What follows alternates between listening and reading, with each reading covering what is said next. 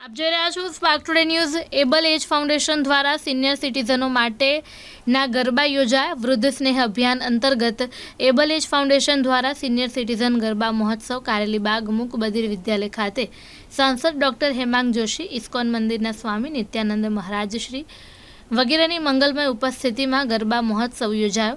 સાંસદ હેમાંગ જોશી અને મહાનુભાવો દ્વારા દીપ પ્રાગટ્ય કરીને કાર્યક્રમની શરૂઆત કરાઈ અને સ્વરા ગાયક વૃંદ કલાકારો દ્વારા ગણેશ વંદનાની સ્તુતિ દ્વારા સિનિયર સિટીઝનોને અમે મહિયારા રે ગોકુલ ગામના છટકી રે મારા માખનની મટકી એમ વિવિધ ગરબાઓનું ગાન કરીને પ્રોત્સાહિત કર્યા।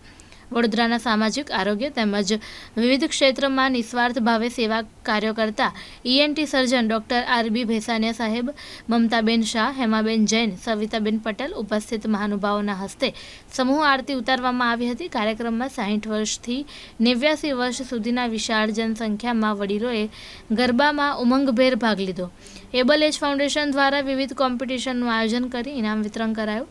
કોમ્પિટિશનમાં પરદેશથી આવેલા પ્રકાશભાઈ શાહ, સંગીતાબેન શાહ જબુગામવાળા દંપતીને સુંદર ગરબા રમવા બદલ ઇનામ મળ્યું। આ કાર્યક્રમને સફળ બનાવવા માટે એબલ એજ ફાઉન્ડેશનના ટ્રસ્ટી રિકેશભાઈ દેસાઈ, વિનયભાઈ જયસ્વાલ, બંદીશભાઈ શાહ, સીએ ચેતનભાઈ શાહ, જેતપુર પાવીના વૈષ્ણવ મહિલા અગ્રણી નૈનાબેન દીપેશભાઈ શાહ, દીપેશભાઈ જયમીનભાઈ પટેલ, વ્યોમેશભાઈ દવે વગેરેના સુંદર આયોજન હેઠળ ગરબાનું આયોજન થયું। આ પ્રસંગે સમસ્ત વૈષ્ણવ સમાજના આગેવાનો પ્રકાશભાઈ શેઠ, સોનલબેન પરીખ, યોગેશભાઈ શાહ કલરાનીવાડા, રાજેન્દ્ર જય શાહ જબુગામવાડા, જયશ્રીબેન રાજા પણ ખાસ ઉપસ્થિત રહ્યા। સિનિયર સિટીઝનો યુવાનોને પણ શરમ આવે તેવા ભારતીય સંસ્કૃતિ ગરવી ગુજરાતની સંસ્કૃતિ જાળવી રાખતા ટ્રેડિશનલ પોશાકોમાં વિવિધ એક્શનો સાથે મન મૂકીને ગરબે ઘૂમી અનેરો આનંદ લીધો। સંસ્થા દ્વારા અલ્પાહાર અને પ્રસાદનું સુંદર આયોજન કરવામાં આવ્યું।